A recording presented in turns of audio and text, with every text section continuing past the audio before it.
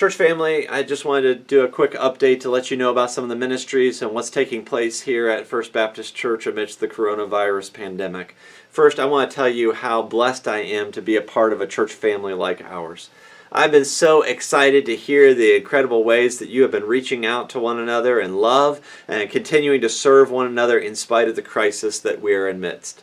I've been blown away by the creativity and ingenuity that some of you have shown. Some have made videos of their Sunday school lesson and emailed it out to their class. Others have put together packets of material that they've sent to their kids that are in their Sunday school class. And I just heard that Pastor Bobby and Shelley spent several hours today taking eggs around to our kids since they weren't going to be able to have the usual Easter egg hunt that we normally have. I just want to say that is awesome. Keep it up. Keep blessing one another. Keep dropping off those front porch blessings as you let your friends in the church know that you love them and that you miss them.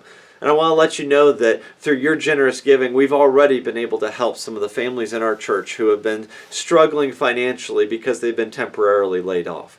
Which brings me to the second thing I wanted to share with you. I have once again been so blessed as I have watched our church come together during this crisis, and particularly your faithfulness in giving in spite of not being able to gather together. By way of update, several of you have asked how we're doing financially. And while the giving on March 15th, the first Sunday that we weren't here, not surprisingly was low, I don't think most of us were expecting to have to stay home that Sunday. The following weeks have proven to be consistent faithfulness on your behalf. Truly, this is one of those times where the left hand doesn't know what the right hand is doing because nobody knows what you're doing when you put that envelope in the mailbox and mail it in. Just as a reminder, that's the only way right now that you can give your tithes and offerings is to mail it to Post Office Box 35, Mount Orab, Ohio, our church post office box. And that's how we're collecting it at this point. I commend you for these acts of worship. And in spite of the challenges that we face, we are ending the first quarter just above projected budget, which is awesome.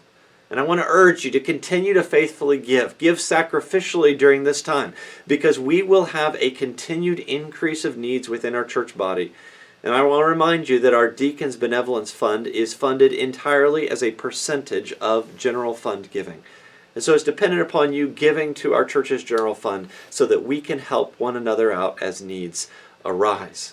I want to also encourage you to faithfully give and sacrificially give to the Annie Armstrong Easter offering, which helps North American missions here through the Southern Baptist Convention. Next Sunday will be the last Sunday that we are collecting that offering. So please, if you have not already done so, give for that offering. I recognize, too, as I speak about finances, that we are entering into a season of economic challenges for many of us. Many will not be able to give as much as they're used to, not because they don't want to, but simply we won't be making as much money as we used to. And I want to assure you that even though right now our giving has remained consistent, the staff has already taken preventative or proactive steps to reduce some of the spending. Some of that's just natural. We aren't printing bulletins right now. Our electric bill shouldn't be as high, and we aren't using the Sunday school curriculum. So some of those costs will naturally be reduced. But the Finance Committee is meeting this week to assess the numbers and just make sure that we are being faithful stewards of all that God has entrusted to us. And while this probably doesn't come as a surprise to many of us, due to the governor extending the stay-at-home order, we will not be able to gather together at least for another month. My guess is it will be at least 2 more months based upon the forecasts that the state has put out. That means that we will not be able to gather together for Easter Sunday. I've been really wrestling with this reality for a couple of weeks now, knowing that it was probably going to be the case. And I just can't even hardly imagine not being able to gather together. But the fact is, Easter is not canceled. You see, every time we gather on a Sunday to read and worship and to hear the Word of God, we are celebrating the fact that Jesus rose from the dead on the first day of the week. And so even as we gather on Sunday morning this week, we are celebrating the resurrection of Jesus Christ.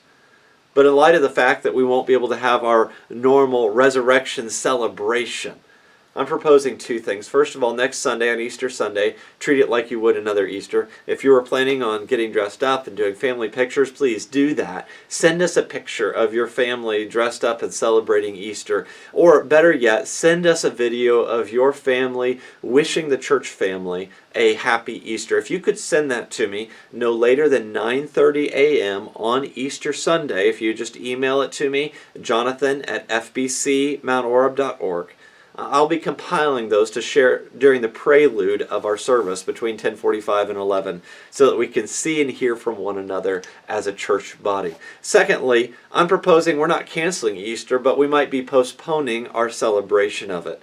Go back and read 2 Chronicles 30. In this situation, the people of Israel had to postpone the celebration of the Passover by 1 month. Now I don't know whether it's going to be a month. I don't know how long it will be until we can celebrate Easter. But whenever we gather together again, we will be celebrating Easter. We will be celebrating the resurrection. And I have a feeling there will be a depth and an intensity of joy and gratitude that we haven't experienced in a while. And until then, I plead with you, stay in the Word. Please take advantage of the resources that we've put together on the resource hub of our church website. Brothers, let me encourage you specifically and challenge you. Lead your family spiritually during this season.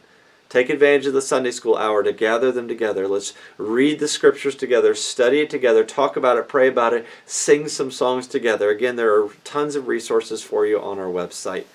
Let me encourage you, tune in for our Tuesday training on Facebook Live at 8:30 on Tuesdays, 8:30 p.m. If you're not a part of a discipleship group, contact Shelley Jones or Larry Scott, and they'll get you signed up. We've had 30 people each of the last 2 Wednesdays gathering together to discuss the book of Jonah, which is awesome and been such an encouragement for those that participated. And lastly, let me urge you, don't be silent. If any time, now is the time to share the hope of the resurrection with your friends and neighbors. There's an intense and acute awareness of death and of the realities to come. They're looking for answers and they're looking for hope, and we have been given the message of hope, the message of reconciliation. So talk to your neighbor across the fence, 6 feet apart, of course.